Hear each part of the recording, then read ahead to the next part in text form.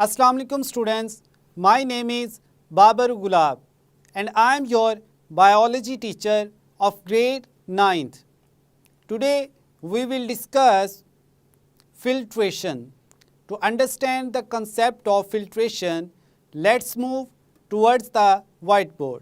Students, आज के lecture में हम बात करेंगे फिल्ट्रेशन की कि किस तरह से हमारी बॉडी में जो फिल्ट्रेशन का फिनोमिना है इसकी हेल्प से डिफरेंट जो कंपोनेंट्स होते हैं उनको ब्लड कैपिलरीज के थ्रू फिल्टर किया जाता है और डिफरेंट जो सेल्स हैं उन तक पहुंचाया जाता है। स्टूडेंट्स, इससे पहले अपने प्रीवियस लेक्चर में हमने बात की थी ऑस्मोसिस की और ऑस्मोसिस का जो इम्पोर्टेंट रोल है गार्ड सेल्स में उसको भी हमने एक्सप्लेन किया था। फिर हमने बात की थी कि जो सेमी परमिएबल मेम्ब्रेन है उसकी हेल्प से किस तरह से इस प्रिंसिपल को यूटिलाइज करते हुए हमने डिफरेंट मेम्ब्रेन सिंथेसाइज की हैं जो बैक्टीरिया को फ़िल्टर करती हैं वाटर से और फ्रेश हेल्दी वाटर जो है वो हमें फिर प्रोवाइड किया जाता है फॉर द ड्रिंकिंग पर्पसेस। जो फिल्ट्रेशन मेम्ब्रेन्स होती हैं ये डिफरेंट लैब्स में भी यूज़ होती है लाइक माइक्रोबायोलॉजी लैब्स में। इनकी हेल्प से जो बैक्टीरिया हैं बीइंग लार्जर इन साइज़ वो इस मेम्ब्रेन के जो पोर्स होते हैं उनमें से नहीं गुजर सकते। That's why they can be separated with the help of these semi permeable membranes. अब हम आते हैं अपने मेन टॉपिक की तरफ जो है फिल्ट्रेशन। फिल्ट्रेशन की अगर बात की जाए तो हम कहते हैं is a process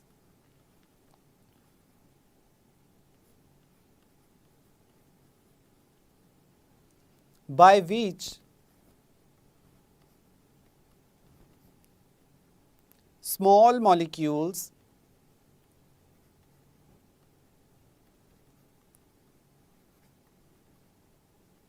are forced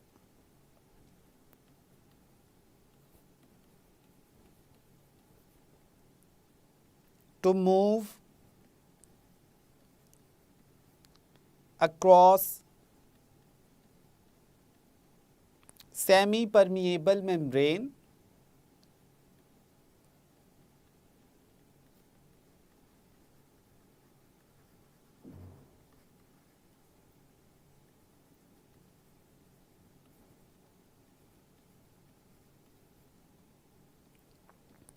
with the aid of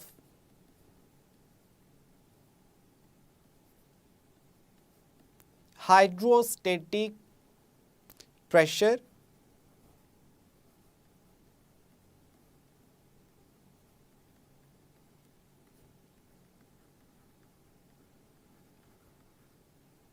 और ब्लड प्रेशर।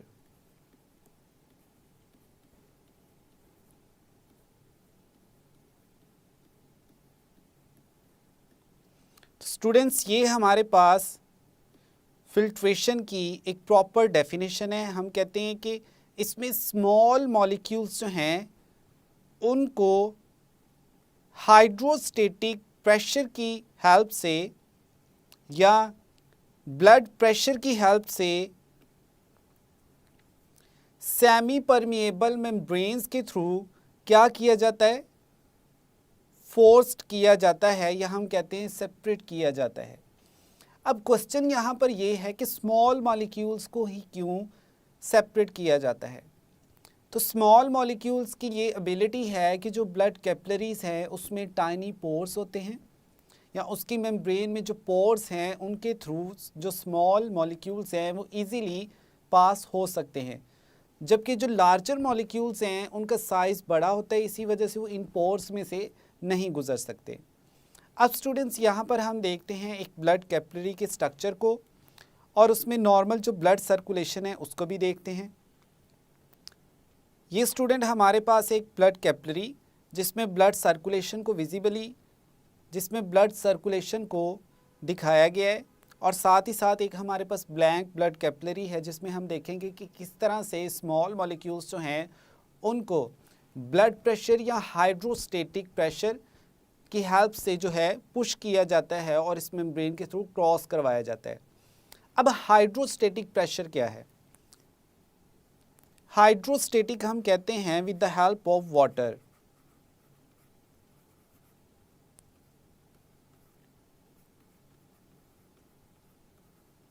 हाइड्रोस्टेटिक प्रेशर में क्या चीज़ इन्वॉल्व होगी?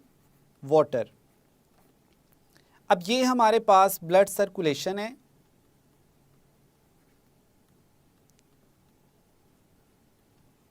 किस स्ट्रक्चर में? हम कहते हैं कैपिलरी में।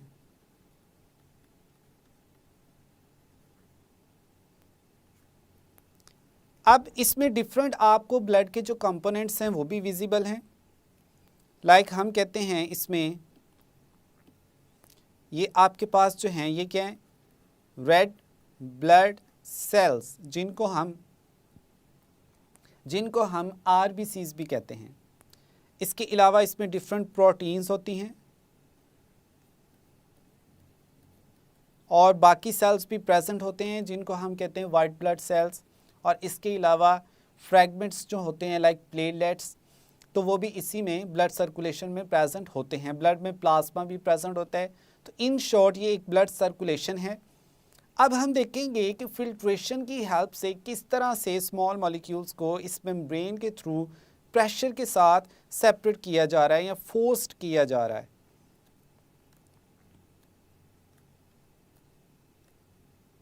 अब ये हमारे पास एक नॉर्मल स्ट्रक्चर है, इसमें कोई भी सेल वगैरह नहीं नज़र आ रहा। हम इसमें स्मॉल मॉलिक्यूल्स को यहाँ पर रिप्रेजेंट करेंगे। फॉर एग्जांपल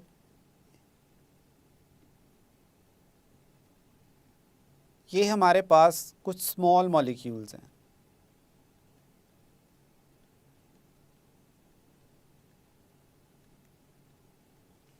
और साथ ही साथ हमारे पास कुछ लार्जर मॉलिक्यूल्स भी हैं।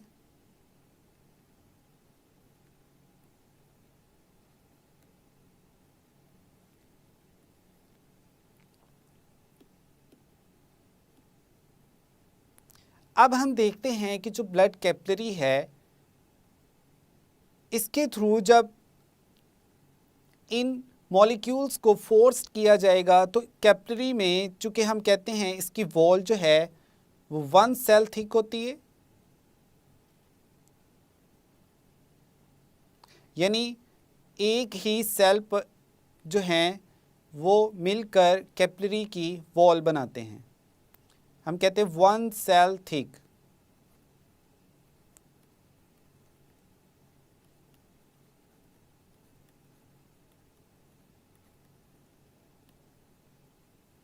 और ये ओवरऑल हमारे पास क्या है? ये है ब्लड कैपिलरी।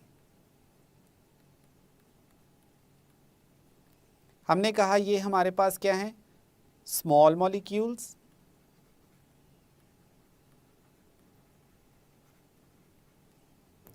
और ये हमारे पास क्या है? ये लार्ज मॉलिक्यूल्स हैं। अब लार्ज मॉलिक्यूल्स में हमारे पास जो एग्जांपल्स हैं हम कह सकते हैं डिफरेंट प्रोटीन्स होती हैं। प्रोटीन्स का जो साइज़ है वो लार्जर होता है, इसीलिए वो इस मेम्ब्रेन को क्रॉस नहीं कर सकते। अब इसमें हम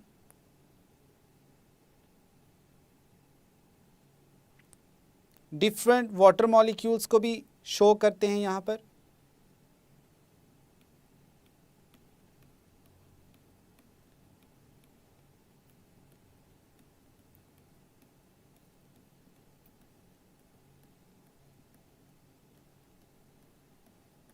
ये हमारे पास स्टूडेंट्स हैं वाटर मॉलिक्यूल्स। चूँकि हम बात कर रहे हैं हाइड्रोस्टेटिक प्रेशर की, तो वो प्रेशर किन की हेल्प से एक्सर्ट किया जाएगा? वाटर मॉलिक्यूल्स की वजह से।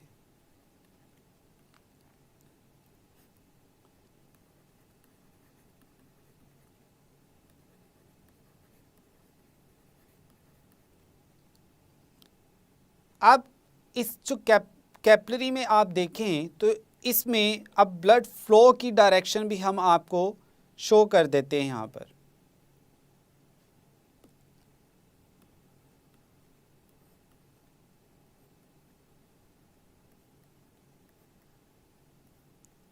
ये हमारे पास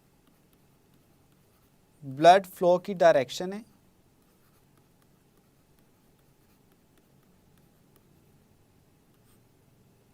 अब जैसे ही ब्लड इस कैपिलरी में से पास हो रहा है और साथ ही साथ इसमें वाटर मॉलिक्यूल्स प्रेजेंट है, प्रेशर के साथ, ब्लड प्रेशर की हेल्प से या वाटर मॉलिक्यूल्स के हाइड्रोस्टेटिक प्रेशर की हेल्प से, अब इसमें जो स्मॉल मॉलिक्यूल्स हैं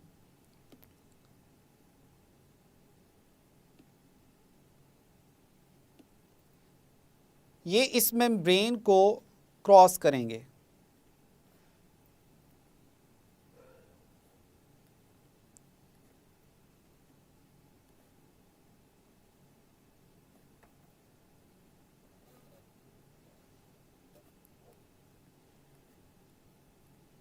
और ये जो हमारे पास लार्ज साइज़ के मॉलिक्यूल्स हैं ये इस मेम्ब्रेन को क्रॉस नहीं कर सकते क्योंकि इनका जो साइज़ है वो क्या है, लार्ज है।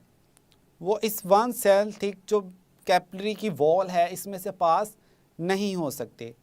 तो इस तरह से ये जो स्मॉल मॉलिक्यूल्स हैं ये अब कहाँ आ जाएंगे, ये इस मेम्ब्रेन को क्रॉस करके यहाँ पर आउटसाइड प्रेजेंट होंगे।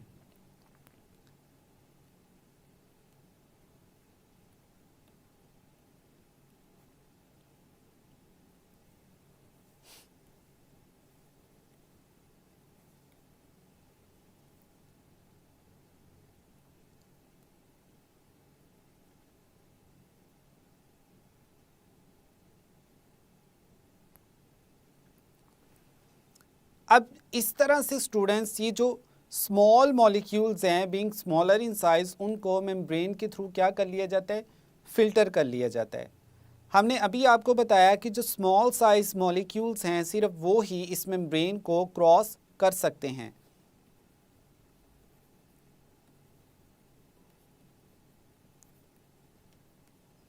हम कहते हैं small molecules can be filtered with the help of or through filtration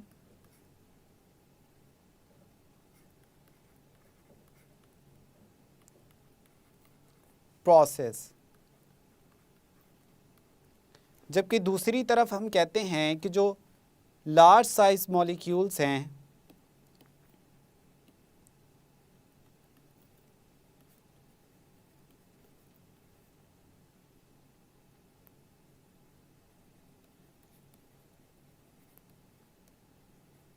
can not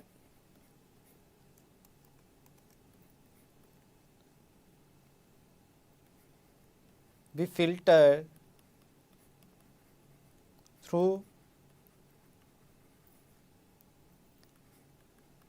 filtration process।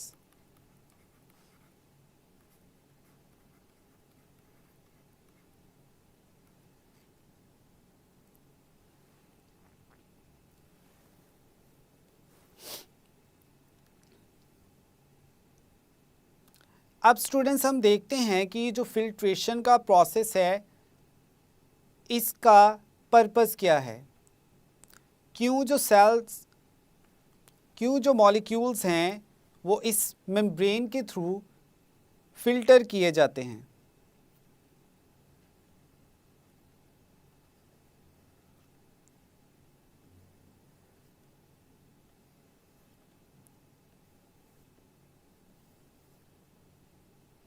अब हमने बात की कि जो स्मॉल मॉलिक्यूल्स हैं वो इस कैपिलरी की वॉल को क्रॉस करके यहाँ पर प्रेजेंट होंगे। अब ये जो कैपिलरीज हैं ये हमारे पूरी की पूरी बॉडी में जो स्पेसिफिक न्यूट्रिएंट्स हैं या ऑक्सीजन है इसकी सप्लाई करती हैं। अब कैपिलरी की वॉल से जैसे ही ये न्यूट्रिएंट्स जो हैं फॉर एग्जांपल ये स्मॉल मॉलिक्यूल्स जो हैं वो अब क्रॉस कर गए तो अब इसकी सराउंडिंग्स में जो हैं वो टिश्यू सेल्स प्रेजेंट होते हैं।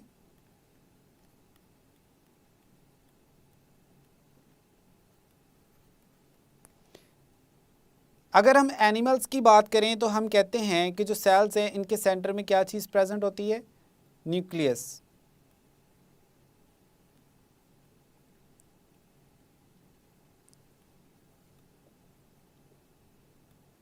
और आउटर मोस्ट इनकी क्या चीज़ प्रेजेंट होती है, हम कहते हैं cell membrane. Plant animal cells में जो है सेल वॉल प्रेजेंट नहीं होती। अब ये जो मेम्ब्रेन है एनिमल सेल्स की, इसके थ्रू ये जो मॉलिक्यूल्स हैं ये इनसाइड द सेल मूव कर जाते हैं।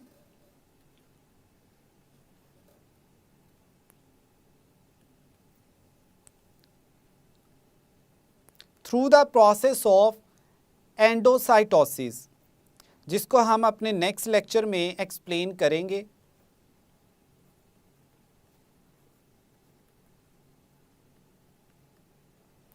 अब ये जो मॉलिक्यूल्स हैं ये अब सेल के अंदर पहुंच चुके हैं और सेल जो है इनको यूटिलाइज करते हुए अपनी डिफरेंट सेलुलर एक्टिविटीज़ को परफॉर्म करेंगे। किनको परफॉर्म करेंगे? सेलुलर एक्टिविटीज़ को।